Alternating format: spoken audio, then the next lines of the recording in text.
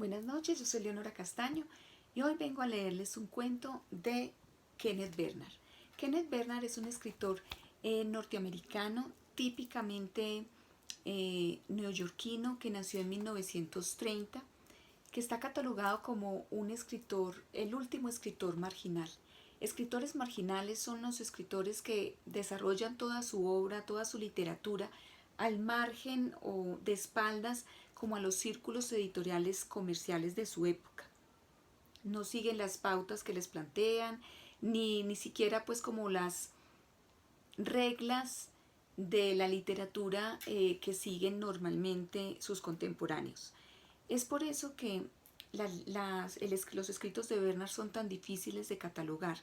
Bernard ha escrito, porque sigue vivo, ha escrito teatro, poesía, ficción. Fue un profesor universitario por muchos años. También ha escrito artículos en revistas y en periódicos de alta circulación en Nueva York.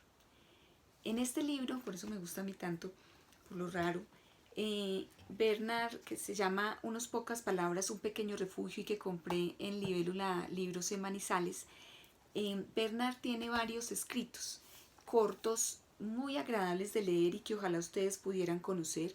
Hay uno sobre cómo cómo caminar con la pareja. También hay otro sobre catalogar, cómo catalogar una biblioteca, que para los que tenemos bibliotecas en crecimiento, digamos, se nos vuelve una pequeña obsesión. Cómo escribir en árabe. Es muy agradable.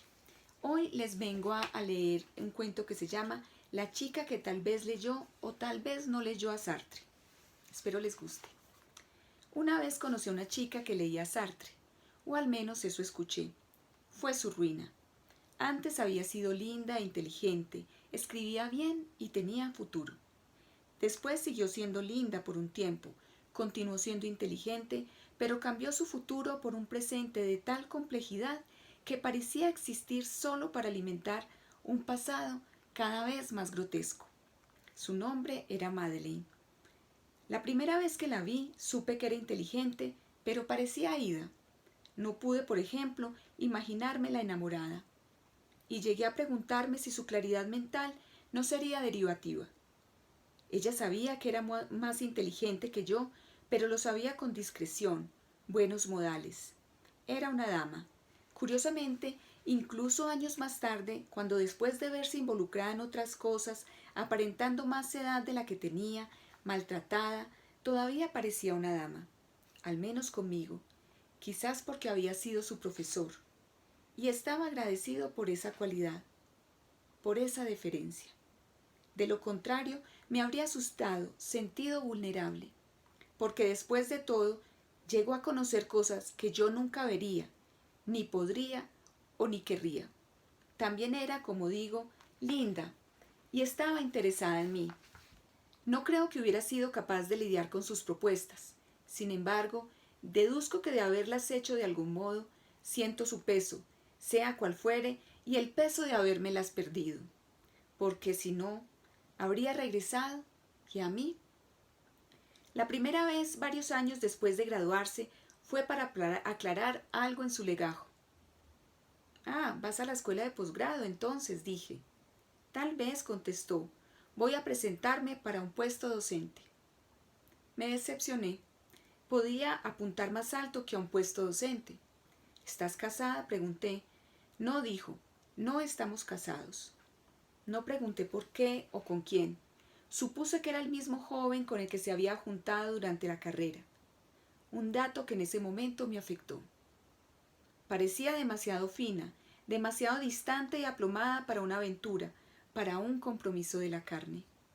Sin embargo, debe haber sido así. El joven era simpático, pero no tan brillante como ella. Se creía sin mucho talento escritor. Recuerdo que me dijeron que era de buen corazón. Así que todo va bien, dije. Hizo una pausa antes de responder. Sí, todo va bien. Pensé en su pausa largo tiempo después y sopesé sus palabras. Lamenté no haberle preguntado qué estaba haciendo él. Debe haber estado haciendo algo porque la siguiente vez que oí hablar de ella Tenía 2 hijos, pero seguía soltera. Sin duda alguna, había tomado decisiones. Cuando volvió, no fue específicamente para verme, sino que lo hizo como con un amigo que iba a ver a alguien más. ¿Cómo estás?, le dije. Bien, respondió y sonrió. Pero no estaba bien. Le faltaba un diente en el frente de la boca.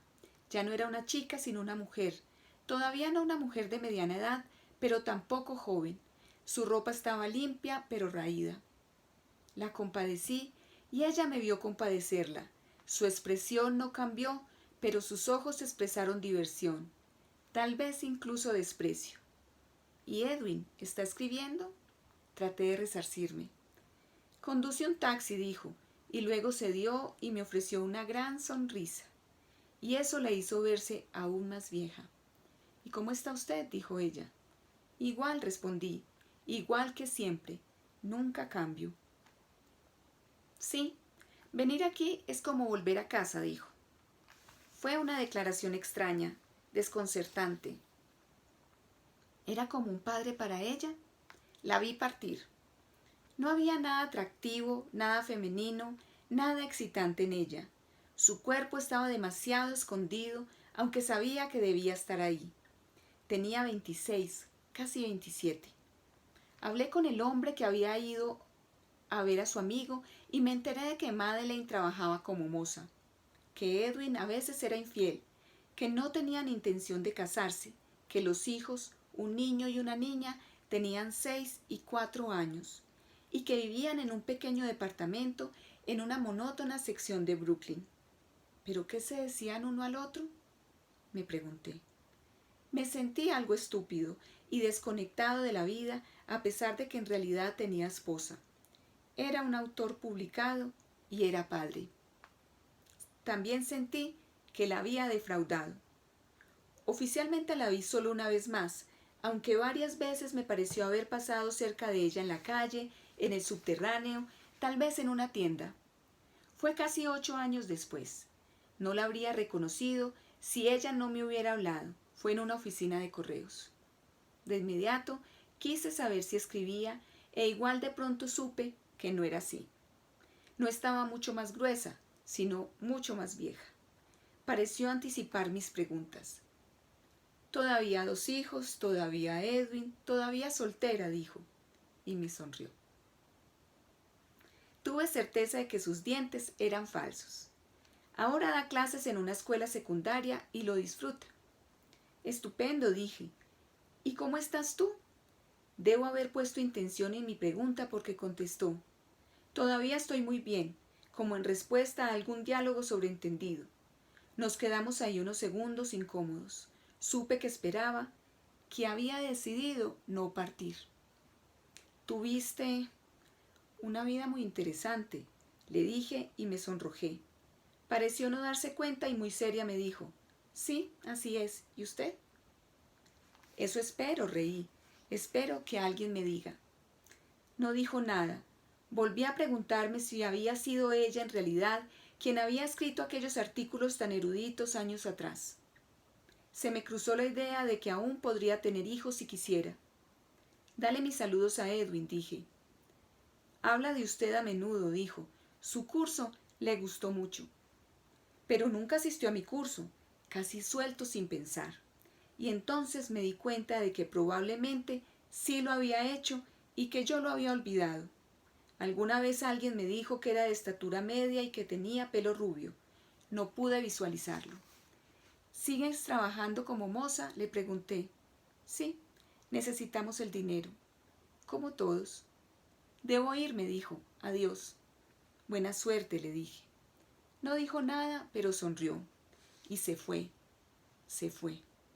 Con fervor me pregunté cuáles eran sus horarios y dónde, por qué había perdido sus dientes, qué leía, si leía algo, por qué vivían en Brooklyn, qué sentía realmente por Edwin y si todavía él le era infiel algunas veces.